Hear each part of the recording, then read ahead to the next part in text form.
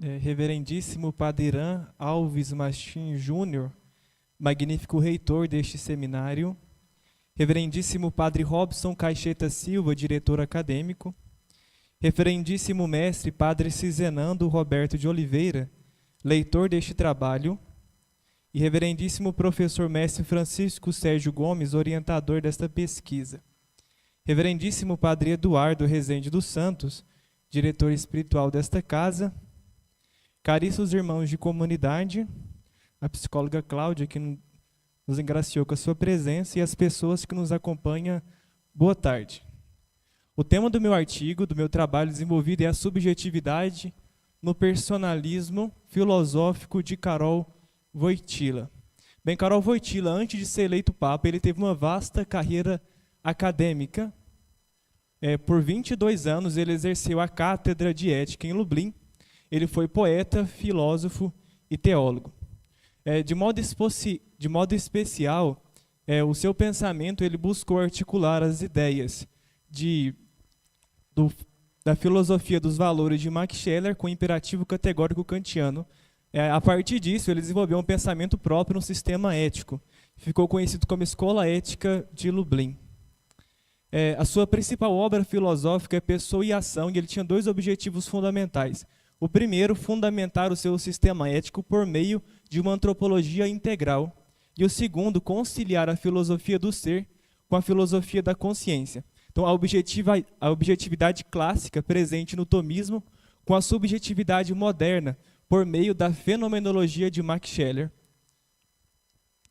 Isso é muito interessante porque nós vemos no seu personalismo ele utilizar conceitos como consciência, autodeterminação e eu, que são termos modernos, o que é algo um pouco inusitado quando nós paramos para pensar que Wojtyła ele possui uma influência do tomismo. Então ele não utiliza termos como substância e essência.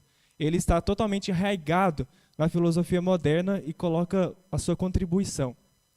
Bem, qual que é o problema que eu desenvolvi ao longo deste trabalho? Será que é possível conciliar, apresentar o conceito de subjetividade sem anular a objetividade presente no mundo?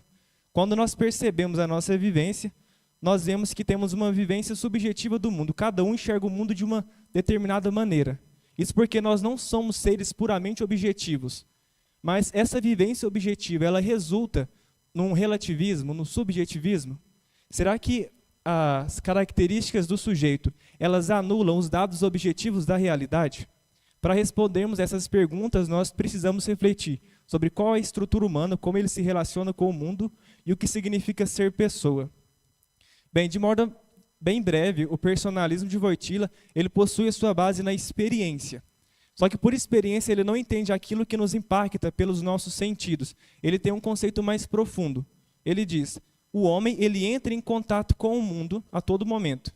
E sempre, ao deparar-se com a realidade que é exterior a ele, ele experimenta a si mesmo. Ele tem uma vivência interior. Isso é fundamental para nós compreendermos o seu conceito de subjetividade e a contribuição que ele traz para a filosofia.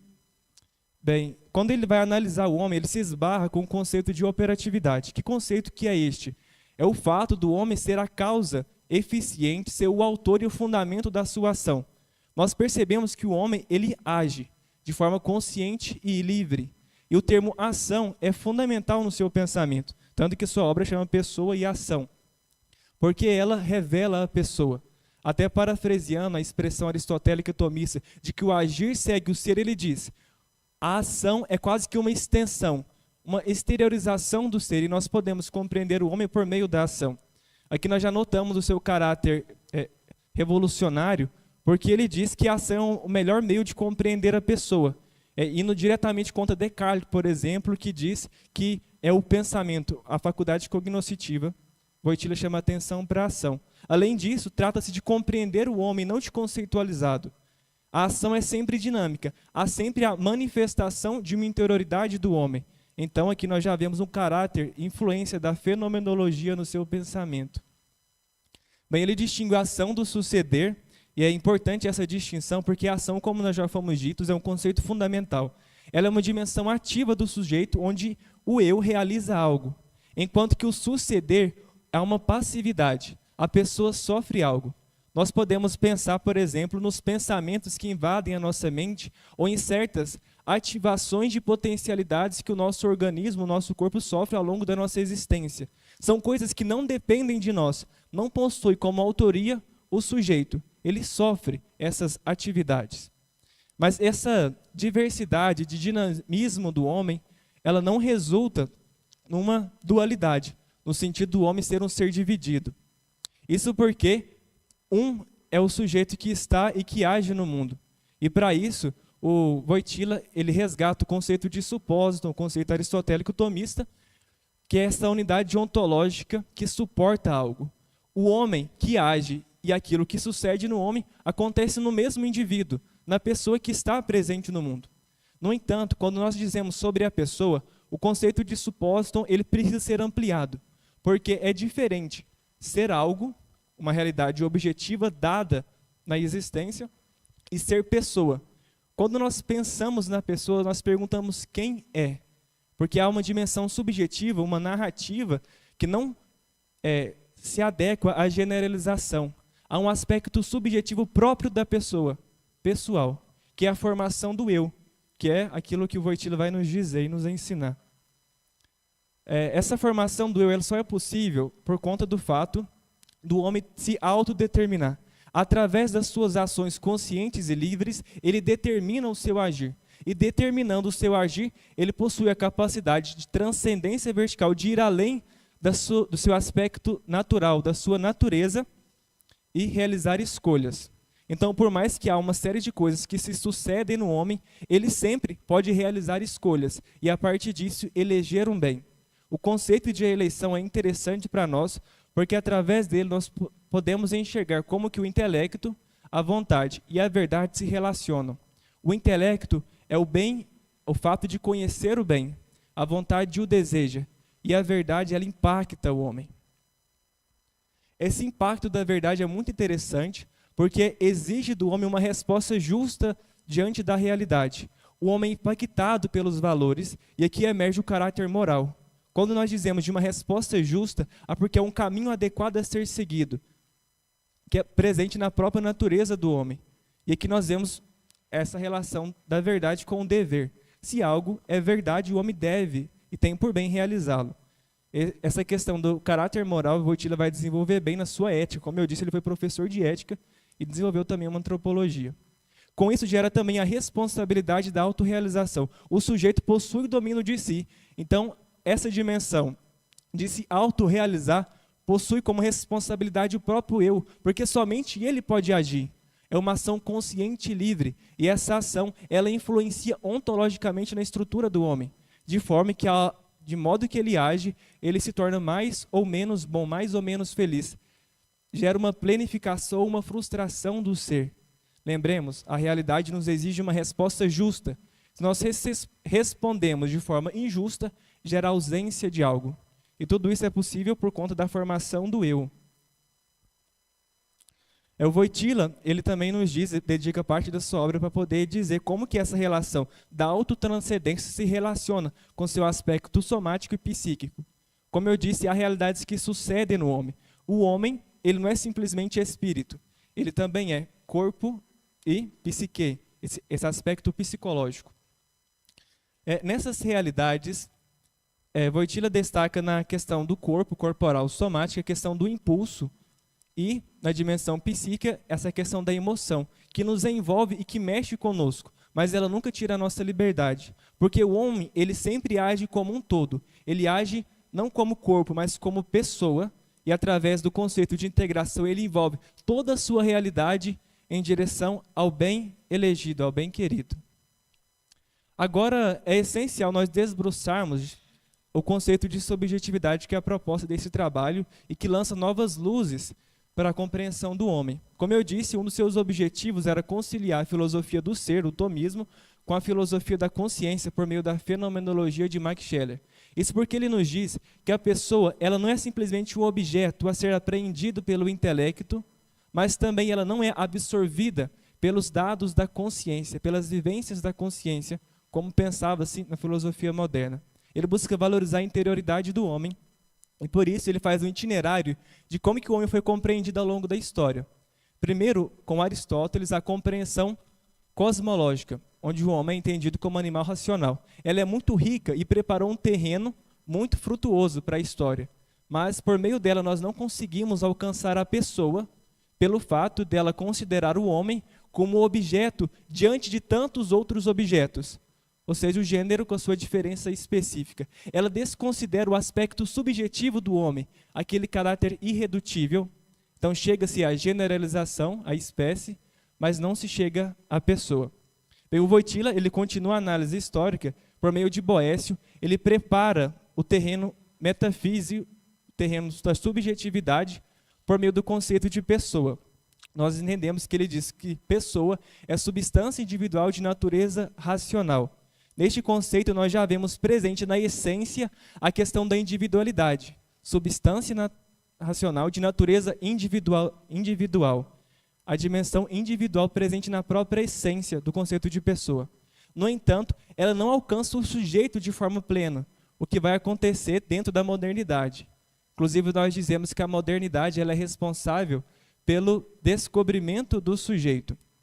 No entanto, na modernidade, há quase que um esquecimento da dimensão objetiva do homem, uma vez que ele é compreendido apenas como consciência e autoconsciência. Então, o Wojtyła ele diz que tanto um aspecto quanto o outro, eles reduzem a dimensão do homem e não alcançam a pessoa com plenitude. Então, ele lança uma nova proposta, que é a compreensão personalista, onde valoriza o caráter irredutível do homem, por meio do método fenomenológico, o conceito de experiência. A experiência é aquilo que não pode ser objetivado, que não pode ser conceitualizado. Ela pode apenas ser vivenciada, manifestada. E por meio dessa manifestação, dessa vivência, nós compreendemos o homem. Como eu disse, o conceito de experiência, já estamos adentrando agora num aspecto bem profundo da dimensão humana. Ela possui dois aspectos. Há o aspecto exterior, a experiência externa, que é evidente para todos os homens. Todos os homens entram em contato com essa realidade, que é uma dimensão objetiva presente no mundo, mas também há a dimensão da experiência interna, que é uma vivência exclusiva do sujeito. Por isso que nós dizemos que cada pessoa, cada cabeça é um mundo diferente, porque é uma vivência pessoal. Elas não se excluem e precisam ser integradas para que nós possamos compreender o homem de uma forma completa, porque elas se dão ao mesmo tempo. O homem é um ser complexo e nós vemos isso já nas suas categorias. Então, é preciso integrar esses dois aspectos. E por mais que os dois sejam valorizados, Wojtyła valoriza mais ainda a dimensão interna, porque a partir dela é possível analisar o homem desde o seu interior, para compreender a sua subjetividade. Na experiência interna destaca o conceito de consciência, e que nós já tomamos em mente que o homem ele age de forma consciente, ou seja, ele possui, ele conhece as consequências e onde ele vai chegar, mas ao mesmo tempo há o aspecto da autoconsciência, que é a consciência de agir. Ele possui consciência de que age e de que o fundamenta, o autor da sua ação é ele próprio. E Wojtyła se debruça sobre este segundo aspecto, dizendo que ela possui duas funções. Primeiro, a refletiva, ela reflete como um espelho os dados conhecidos pelo intelecto. Então, o intelecto que abstrai a essência presente no mundo, ele que conhece as coisas, ele que penetra a realidade. E a consciência reflete como um espelho esses dados conhecidos. E isso preserva a objetividade do mundo, presente, né, no tomismo, mas também a dimensão reflexiva da consciência, onde o homem ele subjetiva a realidade objetiva. Ele vivencia de um modo único, de um modo pessoal. Mas essa dimensão subjetiva, será que ela culmina no subjetivismo? Bem, o que é o subjetivismo? Wojtyła nos ensina que, através desse pensamento, a consciência ela ganha um caráter de sujeito independente. A realidade se reduz aos dados da consciência. O homem fica preso no teu pensamento e enxerga tudo por meio desse espelho, por meio dessa máscara. Mas Wojtyła afirma, e de forma veementemente, ele vai contra o subjetivismo, afirmando que a consciência ela não existe por si mesma, ela não constitui os objetos da experiência, ela não cria normas, a consciência ela não constitui o ser. E quando nós pensamos no autoconhecimento, que é a análise de si mesmo, ele não se reduz à consciência, porque há um conhecimento objetivo de si mesmo, uma auto-reflexão, um autoconhecimento que se dá ao longo da nossa vida. Então, Wojtyla afirma que a subjetividade ela é um aspecto da estrutura do homem, um modo de ele se dialogar e de se relacionar com o mundo. Esse aspecto da sua estrutura permite uma vivência pessoal de si mesmo e um desvelar do interior do homem. Isso é muito rico e enriquece bastante a nossa pesquisa, mas é um aspecto do homem e a realidade não se reduz a ele.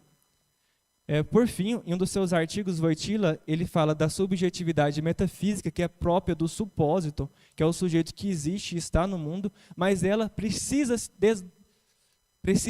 emergir dela a subjetividade pessoal, que é a construção do próprio ser, que é esse desenvolvimento, a manifestação da pessoa, e demonstra esse caráter irredutível do homem.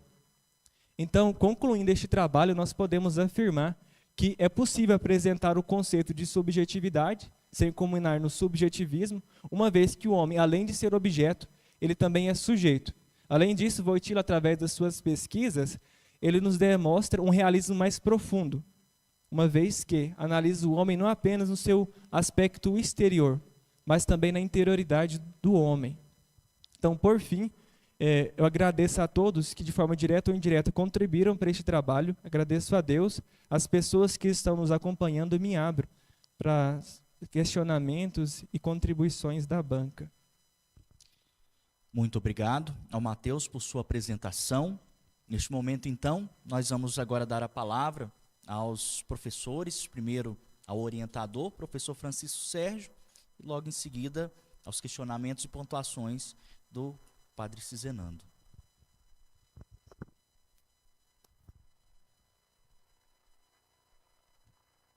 Boa tarde a todos. Em primeiríssimo lugar, quero parabenizar o Mateus Vitor por esse trabalho brilhante. Eu acompanhei desde o início da proposta dele e as inquietações dele foram marcantes. Primeiro, trata-se de algo inédito, né? É um autor desconhecido, e como filósofo, claro, né? e que revelou uma grande surpresa, claro, grande surpresa mesmo, porque tem um pensamento original e de grande envergadura, realmente. Eu fiquei impressionado também, eu não conhecia o pensamento dele, né? É claro que, pelo personalismo que eu conheço, a gente falando tranquilo, dá para orientar sem problema. Mas eu não sabia que o Karol Wojtyla tinha um pensamento tão interessante, bem interessante mesmo. Então o trabalho foi muito bom e eu acompanhei o amadurecimento dele, né, do Mateus, nessa investigação dele. Desde o início até o final, ele mostrou um crescimento significativo. Inclusive, a primeira versão que ele escreveu e me entregou, do primeiro capítulo, que seria o primeiro tópico do artigo, eu li e tal, e vi ainda alguns viciozinhos de redação, né? Aí depois ele voltou com uma outra versão muito boa, e o segundo tópico, então, sem reparo. Então o trabalho está muito bem escrito, ele tem uma característica, que até eu escrevi aqui, né? Antes que o nosso leitor acuse, né? Mas não se trata de um erro, de forma alguma. É típico de um trabalho de conclusão de curso, trabalho acadêmico mesmo, típico. Não é erro, não. É uma recorrente fundamentação em detrimento de uma construção mais independente. Ou seja, há muitas citações, ele se preocupa o tempo todo em não estar afirmando nada que não esteja fundamentado. E aí acaba sendo há um acúmulo de citações, ou de citações diretas, né? Ou mesmo de referência aonde está tirando aquilo ali. O que, digamos assim, deixa o trabalho cheio de referências. Mas, repito, não é um erro, por se tratar de um trabalho acadêmico de conclusão de curso. né? Ou seja, não se arriscou. É uma característica apenas. Muito interessante. Quer dizer, é um trabalho que tem uma preocupação científica, digamos assim, no sentido moderno hoje, dizer, né, um trabalho cientificamente fundamentado. Seria isso aí, né? Assim como a bibliografia é muito boa, também ele me falou que teve discussão com um grupo de estudo que existe no Brasil, que estuda especificamente o pensamento de Wojtyla. Então, quer dizer, ele preocupou em se fundamentar de todas as formas, o que é muito interessante, muito importante. Então, o trabalho se acha muito bem escrito, realmente. Eu não tenho nada a dizer sobre o conteúdo. Inclusive, tem uma coisa importante que ele fez questão de mostrar. Bom, dentro da preocupação temática dele, de mostrar a subjetividade em Wojtyla, que não se trata de uma subjetividade que cai no lugar comum da filosofia contemporânea, que é o subjetivismo. Não cai nesse lugar comum, né? Mas uma subjetividade que preocupa em fazer um diálogo com uma proposta realista de tradição tomista, o que é interessante. Também aquela freira que estudiosa de Husserl, também, a Edith Stein, ela também se preocupou em estudar a fenomenologia, também num certo diálogo com o tomismo. Mas eu acho que o pensamento... Eu já orientei também um aluno que fez um trabalho nela, mas eu acho o pensamento dele mais original, evidentemente bem mais original, né, do que a proposta dela. E é bem consistente também, muito consistente. Ou seja, uma proposta onde a pessoa, como ele pensa a pessoa, é um lugar de integração do objetivo e do subjetivo. Ou seja, o tempo todo, né, na pessoa, a consciência, ela não se acha, como muito bem ele apresentou. A propósito, também outra coisa, para terminar aqui, né, chamar a atenção, parabenizo também a sua apresentação. Foi uma exposição, você não leu, né? Você está muito seguro do que você, né, provando o amadurecimento. Muito seguro, deu uma aula, na verdade, né? Muito bom. Então, como você apresentou no finalzinho, esse caráter da consciência refletida e reflexiva, que é muito interessante. É algo bem, bem original, realmente. Certo? Então é isso. Parabéns.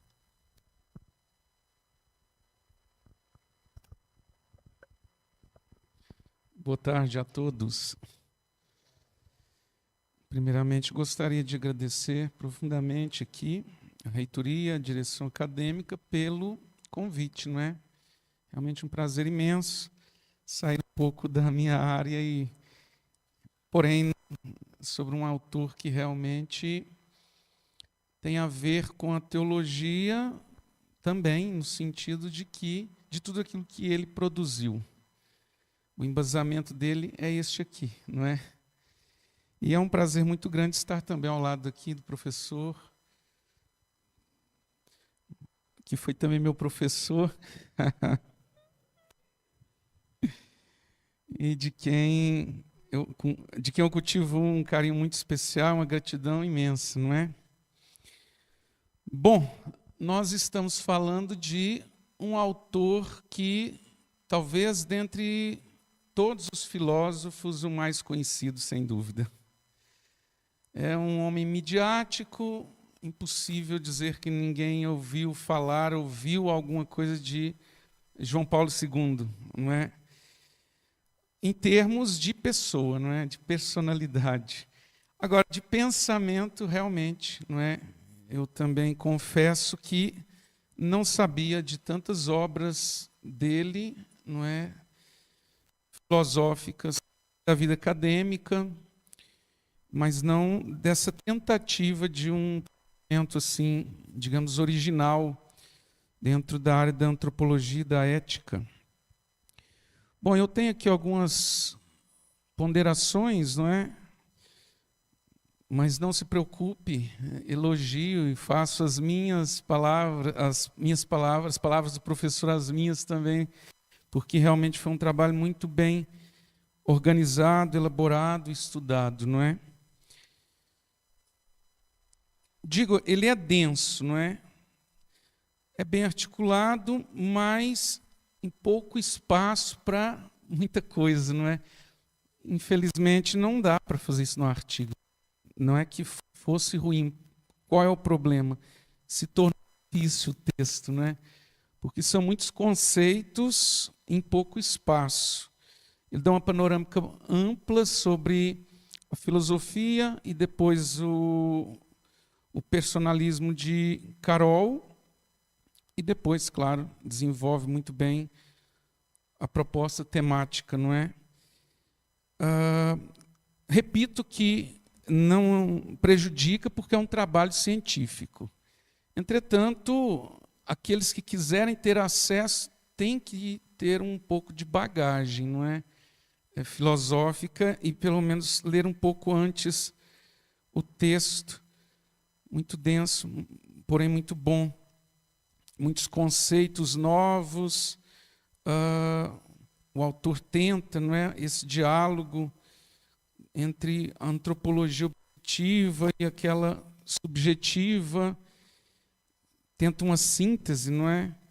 O que realmente, quando se inicia a leitura, parece até ingênuo, né? Parece que ele quer colocar um quadrado dentro do redondo. Mas, quando se chega ao final, não. Aí se percebe que ele conseguiu muito bem, né, cumprir esse objetivo, digo, Carol Wojtyla. Bom, a segunda coisa, gostaria aqui de elogiar bastante você e agradecer, não é? Porque realmente me surpreendeu a sua bibliografia. Embora não tão longa, mas com livros específicos sobre o tema. Em primeiro lugar, por quê? Porque você buscou autores e leu estes autores na língua original. Não é? Por exemplo, eu tive a oportunidade de procurar o doutor Burgos, não é? Juan Manuel Burgos, para me inteirar um pouco, porque realmente não era, me era familiar. E você praticamente tem uma bibliografia toda em espanhol, não é? O que é uma coisa muito bonita, não é? Porque realmente, infelizmente, trabalhos científicos somente se apoiando em português, com às vezes traduções ruins, não é muito adequado, não é? Embora, claro, não prejudique o pensamento e nem o desenvolvimento daquele que o faz. Mas é isso, né? Te agradeço por essa iniciativa bibliográfica, praticamente todos os livros em língua espanhola, não é? Uma terceira coisa sobre já o... Eu diria que você foi muito fiel, muito mesmo. Da primeira linha até a conclusão, você não sai hora nenhuma da sua proposta, que é desenvolver aqui esse tema de subjetividade no personalismo. Não é mesmo quando você faz esse primeiro ponto, não é? Mostrando em que consiste o personalismo, enfim, muito bom, uma lógica muito boa, foi muito fiel ao longo do texto todo, fez uma caminhada antropológica do homem, da consciência, enfim, do subjetivismo, no sentido daquilo que, a princípio, você realmente queria trabalhar, não é? Com relação ao tema ainda, ela elabora realmente uma proposta antropológica que quer ser original. Ele quer superar o objetivismo escolástico. É por isso que eu falei que, às vezes, a gente acha que não é possível isso. Sintetizar duas coisas que são quase opostas, não é? E depois a fenomenologia em todas as suas variantes, não é? Muito interessante. É realmente uma coisa extraordinária, não é? Ele quer tocar o homem no mais profundo, sem se descuidar da realidade, do mundo em torno. Aqui você me entregou a sua errata, não é? Ainda ficaram 2 errinhos de grafia. Depois pode corrigir. Não se preocupe.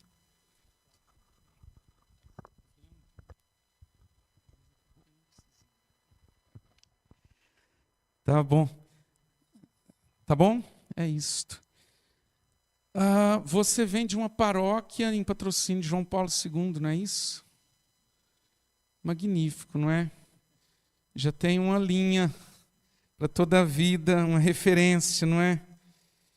E quis trabalhar o pensamento desse homem que realmente foi extraordinário. Eu vi aqui no seu texto que você não quis, não é? Tocou num documento apenas, numa entrevista, na verdade, mas se eximiu de colocar textos religiosos e do papado dele, não é?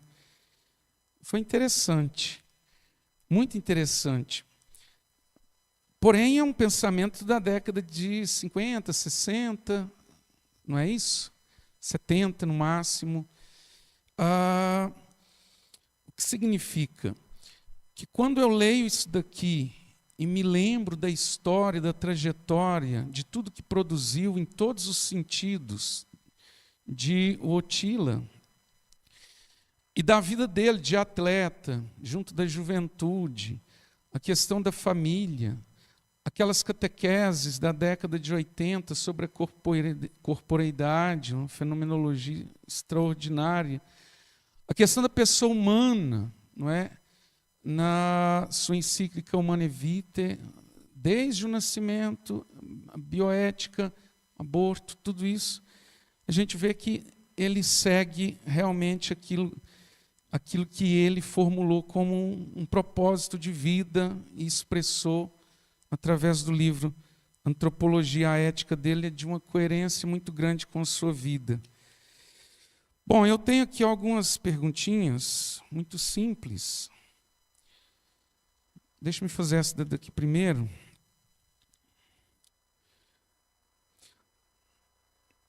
Bom, a minha pergunta é esta. Você deve ter lido outros livros de Wojtyla, outros textos dele como Papa.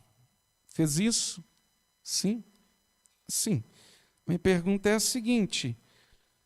Você percebeu se houve um amadurecimento dentro disso daqui que ele escreve, ou abandono de algumas ideias da parte dele?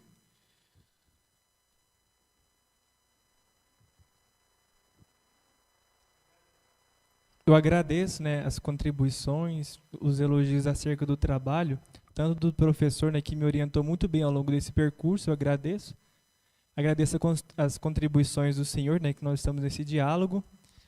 E é interessante o senhor notar que ao longo do trabalho eu tive uma preocupação muito grande nessa questão acadêmica, de desenvolver o aspecto filosófico, até para ser fiel àquilo que ele viveu, fiel à proposta, né, que ele nos coloca.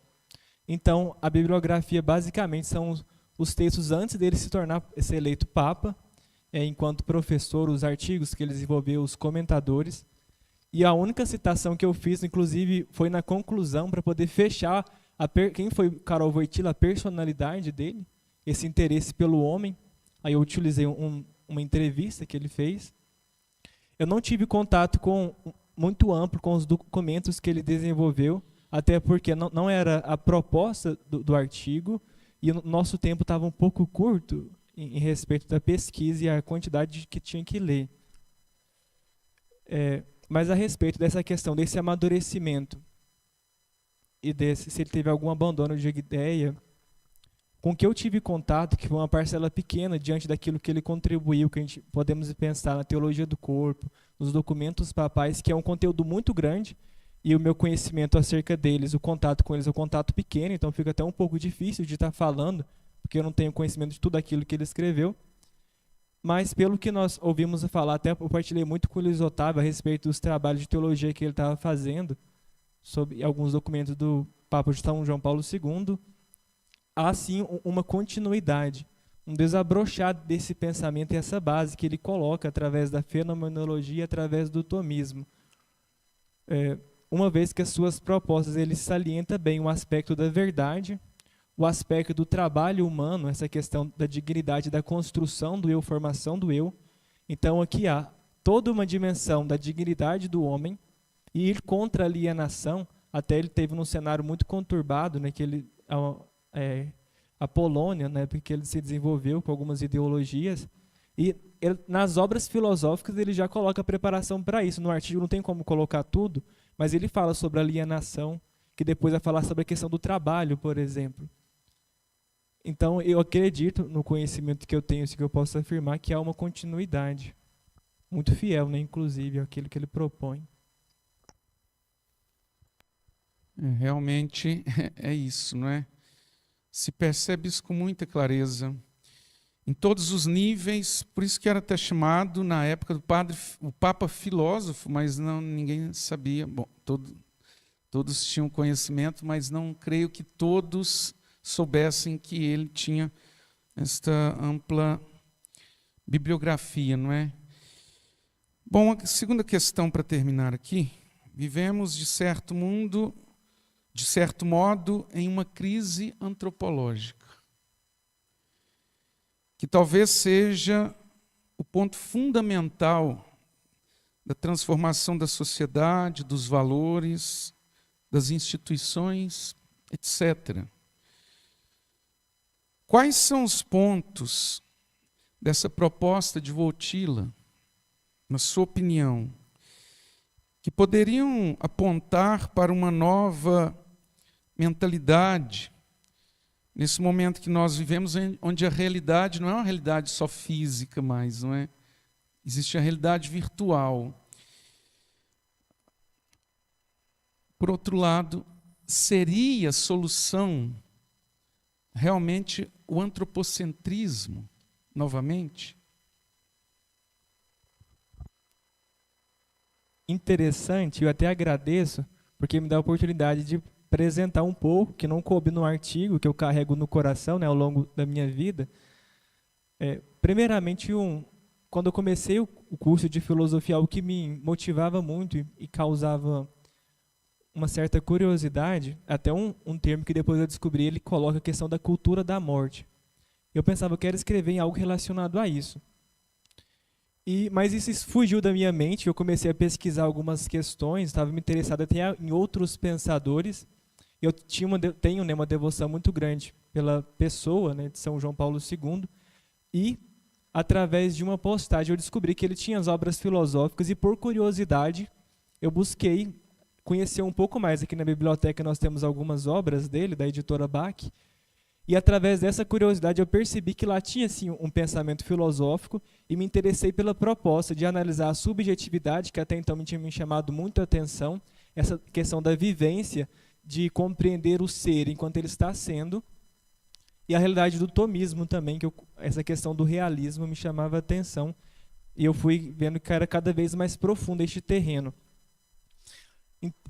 E até a respeito sobre aquela minha primeira questão sobre a cultura da morte, pouco tempo eu consegui compreender a relação dessas duas questões, porque quando nós falamos da cultura da morte, não se trata da morte de um número determinado de homens, mas a esvaziação de um conceito, esvaziar um conceito, o que é o homem.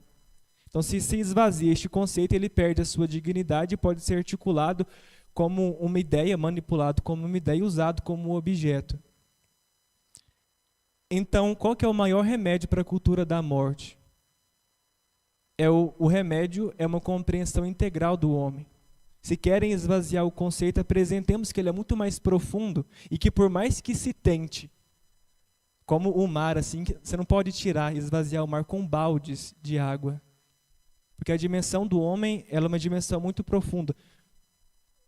E até nessa questão que o senhor tocou, se a proposta é uma volta para o homem, o antropocentrismo, é preciso a gente ter clareza do que nós entendemos por homem. Porque se nós entendemos por homem um ser isolado no mundo, e a sua dimensão voltada apenas para si mesmo, essa volta para este homem é uma monstruosidade, porque enrijece e fecha para diante da realidade, que foi o erro que cometeu há muito tempo e nós temos consequências ainda hoje. O homem, através da sua razão, ele domina tudo. Mas, se nós compreendemos pelo homem este mistério, que o Wojtyla deixou muito claro, que é preciso vivenciar, porque nós nunca poderemos conceitualizá-lo, nunca podemos dominá-lo, então voltar-se para o homem é voltar-se para um mistério. Porque por mais que nós estamos nessa vida há tanto tempo, nós somos um mistério para nós mesmos. Então, ainda mais para a questão do homem universal. Então, acredito que até nessas questões da realidade virtual, o mundo totalmente globalizado, inclusive eu comecei o meu artigo na introdução através dessa perspectiva, o Wojtyla acho que tem muito a contribuir. Qual que é o ponto principal? Ele tem uma proposta bonita, profunda, mas foi prática na vida dele, que é o conceito de ação. E é justamente a ação, ela possui como fundamento o homem. Então, o homem, ele livremente ele escolhe agir. E quando nós imaginamos uma questão ideológica, como nós imaginamos o movimento de massa, como é muito falado, é justamente a manipulação e o ceifar dessa capacidade que o homem possui de agir. Então, nas redes virtuais, por exemplo, com excesso de informação, pode ser que o excesso de informação tire de minha capacidade de agir. Se eu não ajo livremente, eu não direciono a minha vida. Se eu não direciono a minha vida, essa realização, essa formação do eu, ela fica na mão de outra pessoa e gera frustração. E, inclusive, até pensando na questão do cristianismo, há uma negação da vocação. Há um aprisionamento, porque nós não estamos sendo aquilo que nós podemos ser, estamos sendo manipulados, né, por meio de informações e tudo. Então, esse desvelar da interioridade por meio da ação, essa liberdade e essa força, eu acredito que é um dos pontos que o Wojtyla tem a acrescentar para nós.